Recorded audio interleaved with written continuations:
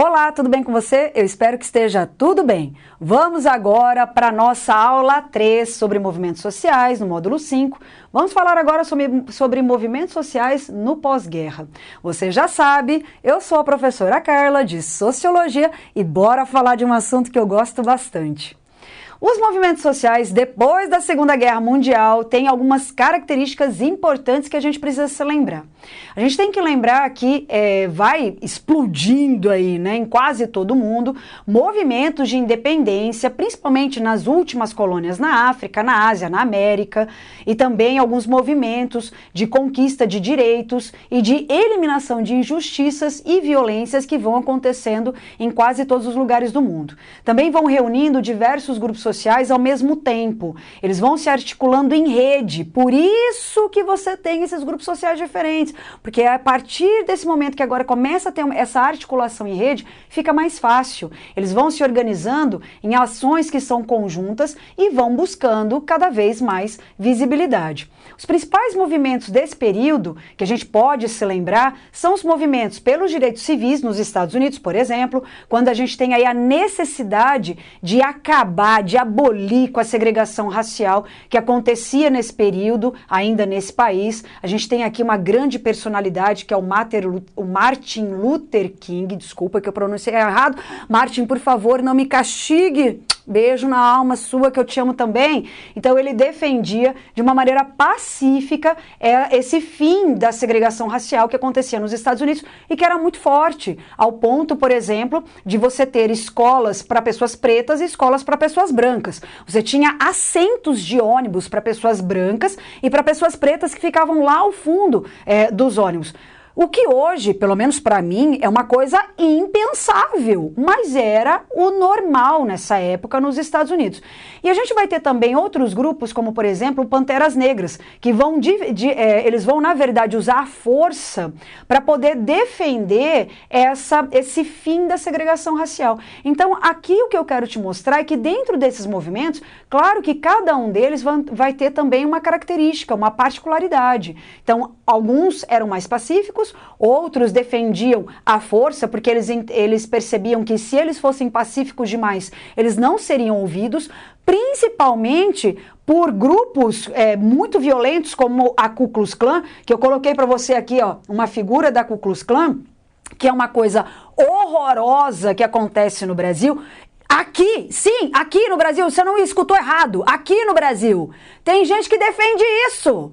Lá nos Estados Unidos, a gente ainda tem grupos que pertencem a essa organização maior. E no Brasil nós temos sim gente que acredita que as pessoas pretas precisam ser eliminadas. Gente, isso é o cúmulo do absurdo. Então, não, você não ouviu errado. Então, infelizmente, até hoje a gente tem esses grupos, não só no Brasil, nos Estados Unidos. Então, é uma luta que não ficou só nesse período, não. É uma luta que permanece até os dias de hoje. E a gente também tem movimentos pacifistas contra a Guerra do Vietnã nos Estados Unidos naquela época, que vão ali do ano de 1955 até 1975.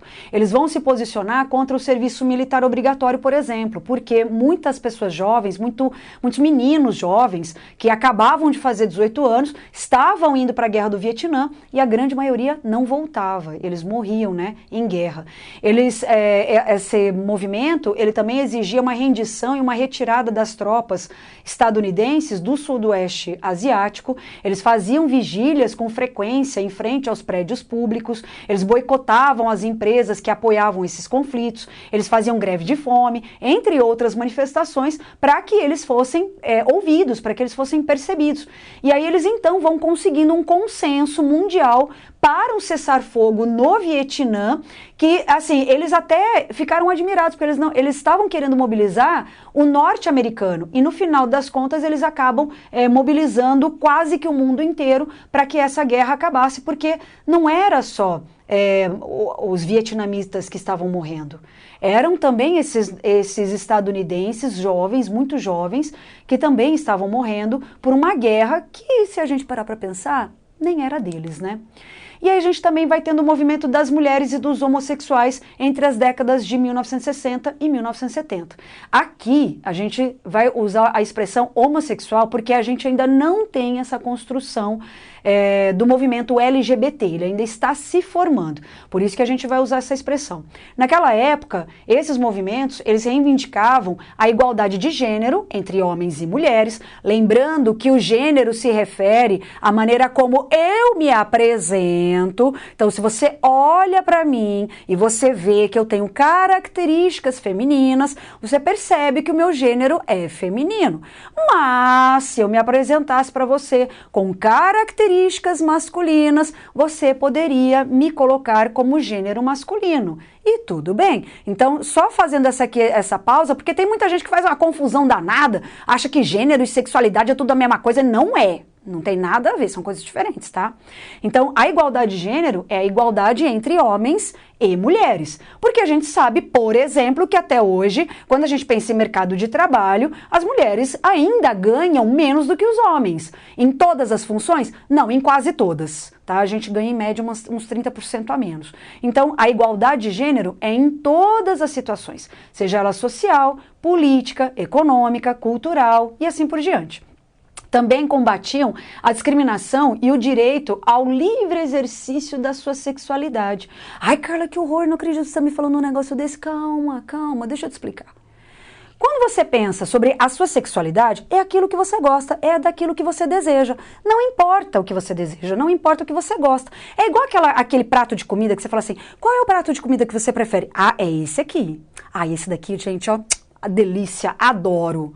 Você tem como tirar isso de você? Não, não tem. Então, também a gente tem que lutar pelo direito a esse livre exercício da sexualidade, que não significa você sair por aí libelulando com um monte de gente. Eu estou falando que é a liberdade de você expressar de quem você gosta, de quem você sente desejo, e tá tudo certo. É assim que a gente tem que ser, porque senão, gente, é muito triste ser reprimido, tá certo? Então agora acho que você já entendeu a diferença de gênero e de sexualidade, né? Espero que sim. E aí as mulheres também buscaram a sua própria emancipação. A gente tem que lembrar que a gente estava ali numa época que a mulher ainda tinha que pedir permissão para quase tudo. Gente, eu não me imagino, por exemplo, assim, o ser humaninho do gênero masculino, você me dá permissão para trabalhar? Você me dá permissão para estudar, para sair de casa? Só que não, né? Eu não vou pedir permissão. Então, por quê? Porque é claro que eu me entendo como um ser humano inteligente o suficiente para tomar as minhas próprias decisões. Então, a partir daí, a gente também vai vendo as mulheres buscando essa emancipação. Porque, infelizmente, nós, mulheres, fomos vistas como intelectualmente inferiores aos homens até bem pouco tempo atrás. E ainda tem aí uns jovens mancebos do gênero masculino que, às vezes, acredita nisso. Ai, meu Deus, né? Mas vamos lá. E por os homossexuais foi a busca de reconhecimento e respeito à sua sexualidade. Eu até vou te fazer uma pergunta. Faz diferença para você o profissional que você tem aí, por exemplo, que está te dando uma aula, que está trabalhando com você, que está convivendo com você? Faz diferença de quem essa pessoa gosta ou não gosta? Se faz diferença é porque você está interessado nessa pessoa. Aí é outra história. Mas se você não está interessado nessa pessoa, que diferença faz, não é? Então, claro que não custa nada que a gente respeite as pessoas, independente de quem elas gostam, né? E aí você vai vendo, então, como esses movimentos sociais, eles vão se colocando, como é que eles vão se estruturando, para a gente depois falar como é que isso vai se colocando nos dias de hoje. Então, eu espero que essa aula, ela foi bem rapidinha, mas que ela seja bem importante para você internalizar isso. Não só em relação ao Enem, mas também em relação à sua vida, tá certo? Um beijo na alma e até a próxima. Tchau, tchau!